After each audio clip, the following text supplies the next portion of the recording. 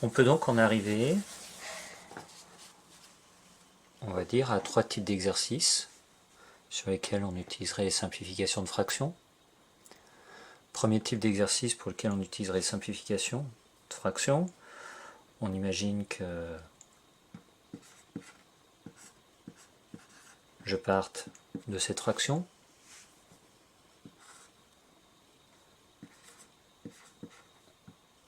et qu'à côté de ça, on m'écrive une autre fraction qui est donc égale à ma première, mais il manque un nombre en bas. Et là, le but pour moi, c'est de découvrir ce nombre. La seule chose que je vais me dire, tiens, je cherche des multiplications. Donc je me fais un petit schéma, je me mets une flèche du 4 jusqu'au 24, et je me dis, est-ce que je peux trouver une multiplication qui me permet de passer de 4 à 24 ? 4 fois combien donnerait 24 ? Je pense automatiquement à 4 fois 6. Si je multiplie par 6 en haut, et bien je multiplie par 6 en bas. Le nombre qui me manque, c'est donc 5 fois 6, 30. C'est le premier type d'exercice qu'on peut avoir. On peut faire un petit peu dans l'autre sens. Imaginons que je prenne la fraction 30 sur 36.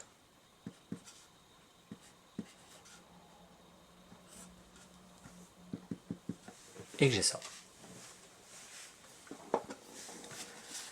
Là, je peux faire un raisonnement à peu près identique. Je connais le 5, je connais le 30. Je vais simplement mettre ma flèche dans l'autre sens.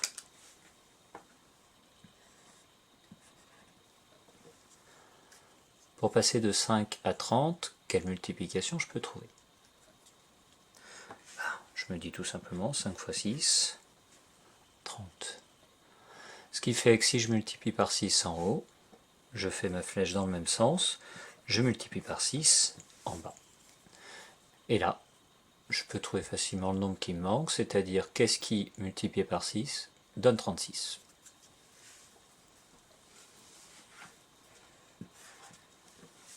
C'est 6.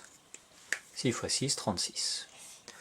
C'est le premier type d'exercice qu'on pourrait faire. Deuxième type d'exercice. Je vous donne une fraction un petit peu compliquée.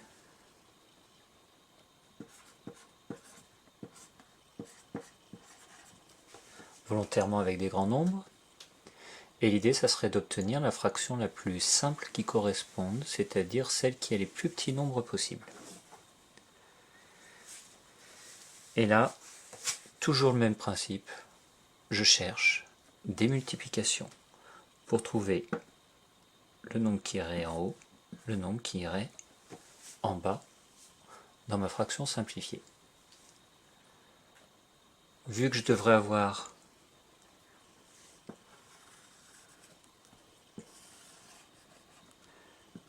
une multiplication identique, je me pose la question, quelles sont les deux multiplications que je peux avoir avec le même nombre ici et ici, et qui donnerait en haut un 42, en bas un 49. Ou tout simplement, dans quelle table de multiplication je trouve à la fois 42 et 49. Là, si je connais mes tables, j'ai déjà pensé à la table de 7.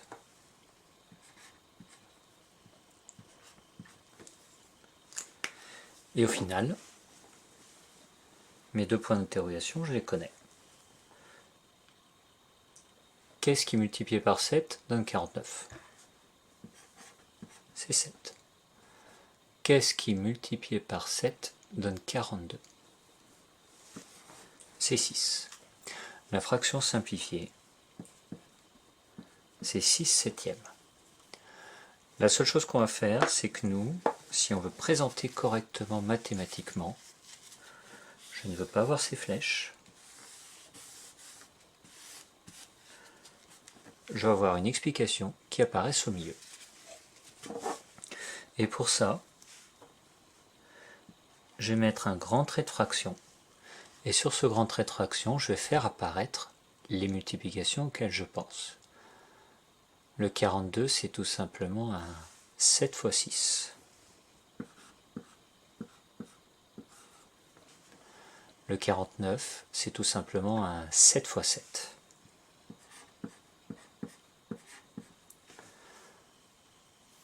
Et là, je vais simplement prendre une petite habitude. J'ai deux multiplications. Le 7, il apparaît en haut et en bas. Je le barre une fois en haut, une fois en bas. Et à partir de là, en haut il me reste que le 6, je réécris ici. En bas il me reste qu'un seul 7, je réécris ici. Attention, j'insiste bien, on ne barre qu'un seul 7, donc on ne barre pas celui-là, et il reste bien en bas. On fait un autre exemple, où on irait un petit peu plus vite.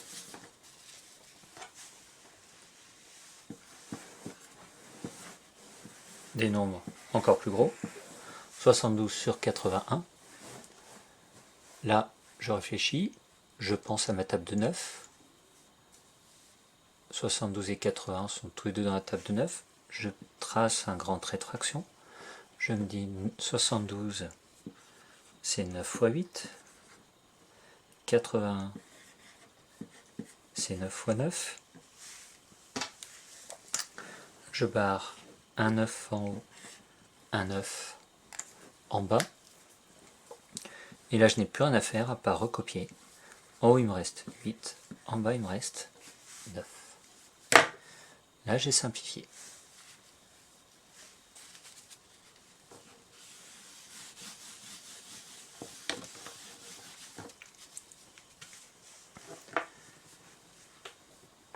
Le dernier type d'exercice, ça serait de savoir si deux fractions sont bien égales ou pas. Imaginons que je prenne tout simplement comme fraction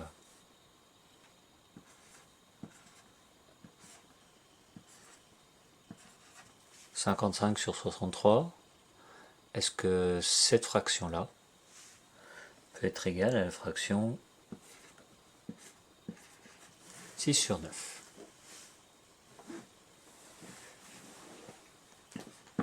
Qu'est-ce que je mets ici? 1 égale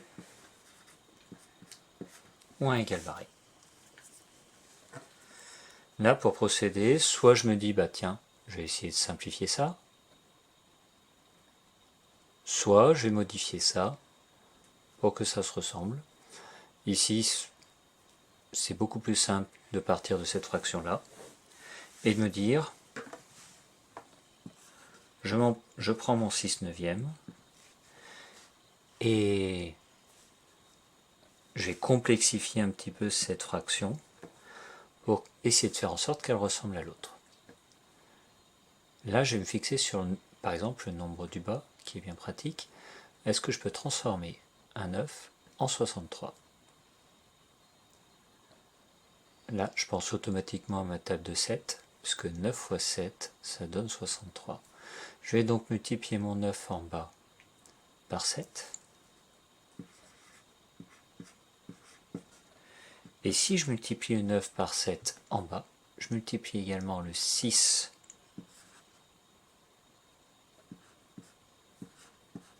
par 7. J'obtiens donc une nouvelle fraction qui est 63 en bas, 42 en haut. 42 sur 63. J'ai le même nombre en bas ici, j'ai pas le même nombre en haut. Le seul symbole que je peux me permettre de mettre ici, c'est le symbole différent. Dans le cas où ici j'aurais eu par exemple non pas 55, mais 42, j'aurais dû donc pu mettre le symbole égal. On en a terminé. Je vous laisse faire les exercices.